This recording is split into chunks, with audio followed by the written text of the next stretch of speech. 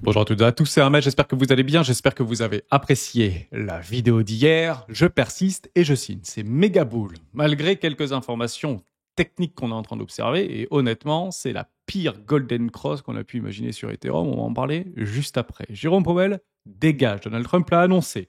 On devrait être sur des taux directeurs à 10 ans par rapport à la Banque Centrale Américaine, entre 1 et 2%, et nous y sommes pas, on est très éloigné. Et les anticipations de baisse des taux sont aussi très éloignées par rapport au consensus. On parlera également de Scott Bessent, le trésor américain, qui souhaite remercier Jérôme Powell, non pas à la fin de son mandat, prévu pour mai 2026, mais bel et bien dans quelques semaines. On en parle maintenant.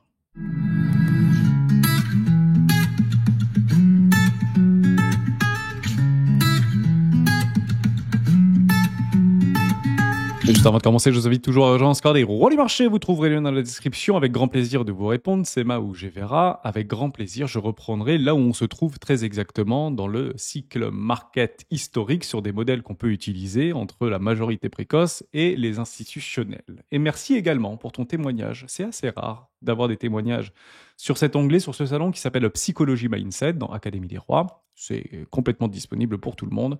Merci Versa. Effectivement, c'est par rapport au sondage que nous avions fait il y a quelques jours en arrière.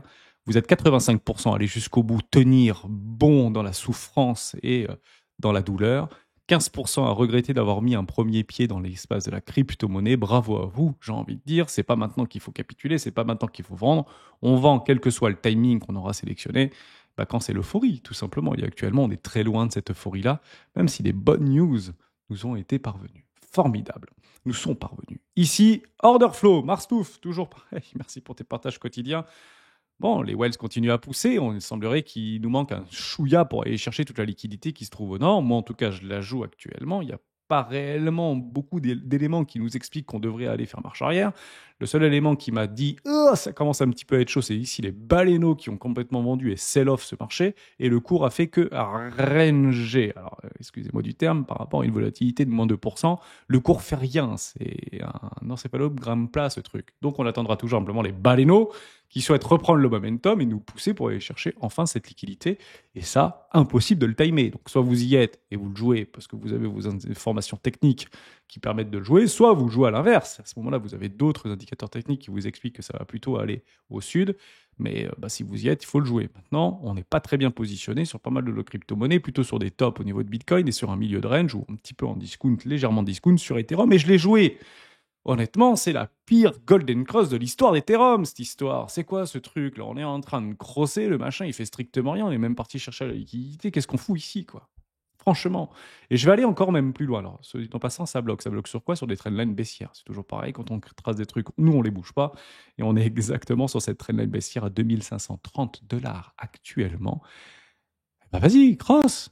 C'est bon, c'est fait. Tu peux y aller. Pourquoi tu peux y aller?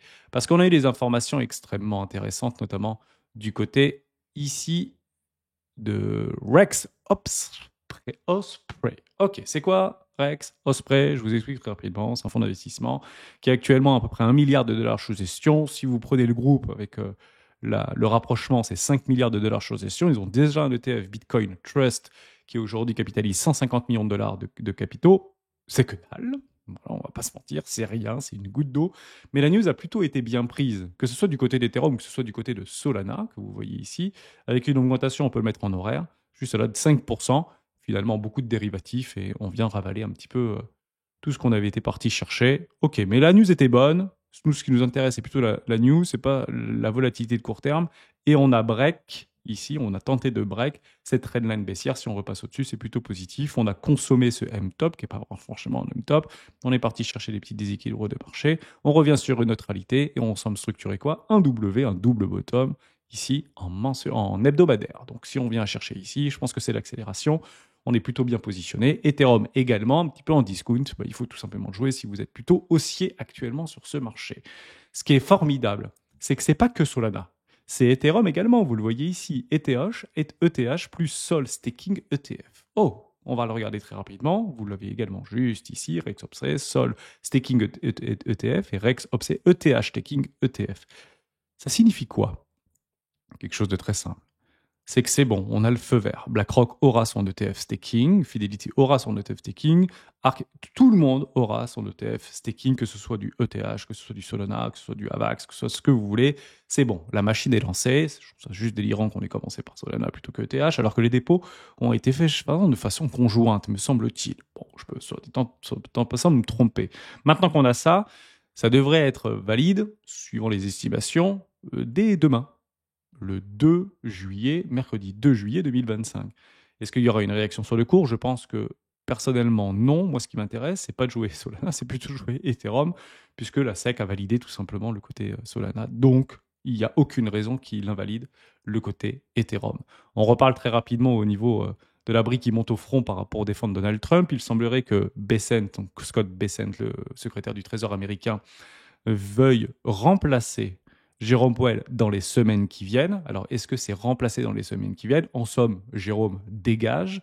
Ou est-ce qu'il va annoncer son remplaçant, qui sera très probablement pro-Trump, pro-crypto, pro tout ce que vous voulez, pro-baisse des taux, pro-planche à billets, pro tout ce que vous voulez. Mais ça, ce sera déjà en fait condensé et conditionné par rapport à la politique du Trésor, qui envisage, via un vote du Sénat qui devrait arriver courant du mois de juillet, pour monter de 4 000 milliards de dollars le plafond de la dette américaine pour le lever à 40 000 milliards de dollars. De 36 à 40 000 milliards de dollars. Donc on remet 4 000 milliards dans le circuit pour pouvoir financer les dépenses courantes, notamment de l'investition de Donald Trump par rapport à son programme, par rapport à sa campagne tout simplement. Je le dis, je le redis. Ça ne va pas le faire. Si jamais Jérôme Powell se fait dégager avant la fin de son mandat qui est prévu en mai 2026, ce sera très mal perçu par le marché. Donc il y aura une forme de volatilité, mais je pense que ce sera le début d'un marché baissier, tout simplement. Pour la simple et bonne raison qu'un marché monte toujours pour de mauvaises raisons, mais descend toujours pour les meilleures raisons. Je répète, un marché monte toujours pour de mauvaises raisons, mais baisse toujours pour les meilleures raisons. Si vous attendez que ça, c'est la meilleure raison du monde pour pouvoir recevoir nos crypto-monnaies et vos actifs traditionnels ou numériques commencer à exploser, ce sera très exactement le jour où il faudra penser à prendre des profits.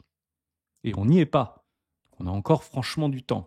Évidemment, tout sera pricé en amont. Ce n'est pas le jour J qu'il faudra dire, oh, non, ce sera pricé, il y aura de la volatilité, il y aura tout ce que vous voulez. On a fait d'ailleurs cet exercice-là pour donner le prochain objectif de cours de Bitcoin aux alentours des 170 000 dollars, tout simplement. Et ça, je pense, avant la fin de l'été. En parlant de la fin de l'été, on y retourne. C'est ici, tout simplement. Est-ce qu'on peut avoir un rallye estival?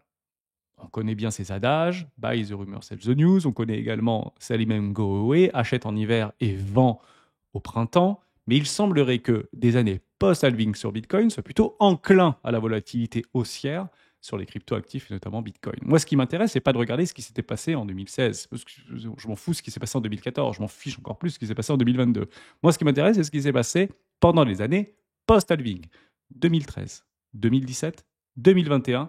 Et donc, on peut estimer ce qui pourrait se passer en 2025. On le regarde ensemble. 2013, 9 et 30. 2017, 17, 65. 2021, 18, 13. 2025, à vous de dire, 14, 25. 6, 48. Négatif. Systématiquement post-halving, ça a été du positif. Est-ce qu'on peut s'attendre à un rallye haussier par rapport à un sentiment qui est assez pessimiste à l'heure où je vous parle?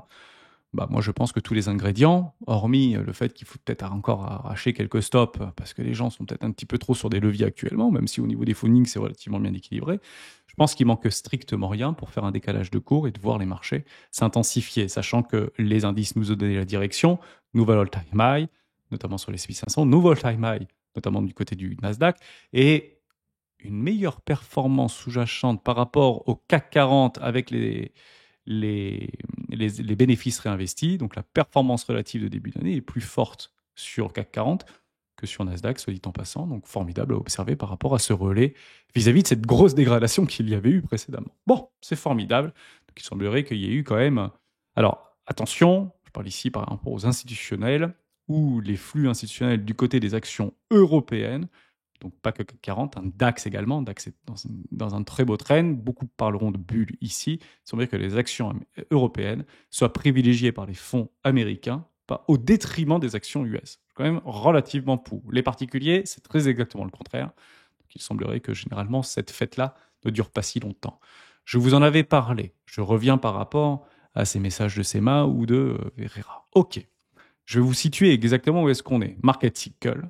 Où est-ce que je suis, moi, dans ma représentation vis-à-vis de ces cycles d'adoption. On va le regarder par rapport à la smart money, early investor, institutionnel, bull trap, puis m'aider attention, enthousiasme, et la côté mania, le côté mainstream, le côté bientôt nouveau paradigme, le côté nouvelle majorité précoce. C'est la raison pour laquelle je vous ai dit et je vous ai toujours dit, je vais aller sur Bitcoin, je ne sais pas trop lequel utiliser, je vais utiliser pas celui-là. Est-ce que j'ai un peu d'historique sur celui-ci? Oui, on va aller en chercher un complètement neuf, 45 divisé par 45, on avait fait un petit travail dessus. Ouais, on a fait un travail hier dessus avec les académiciens.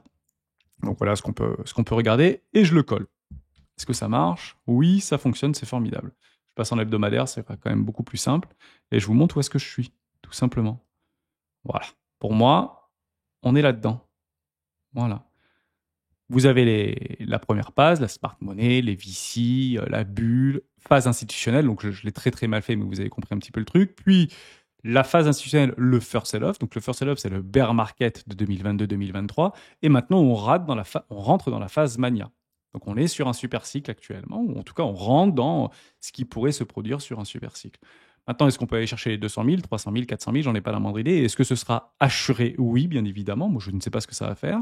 Bear market, expansion, bear market, expansion et dépression et tout ce que vous voulez. Et là, on rentrera vraiment dans quelque chose de très mal. Je ne dis pas qu'on ira à zéro sur Bitcoin, mais on reproduira un petit peu ce qu'on avait fait notamment sur la bulle des dot-com, parce que ce qu'il y a derrière les écrans et ce qu'il y a derrière les achats et les ventes, ce sont toujours des êtres humains, même si c'est beaucoup algorithmiquement parlant investi par des robots traders et des algos qui sont aujourd'hui automatisés. Ça reste à la fin des hommes et des femmes qui sont derrière les écrans et qui en fait font bouger ce marché, lié directement à la psychologie. Donc voilà dans quoi je me retrouve moi psychologiquement, voilà dans quoi je me retrouve moi émotionnellement.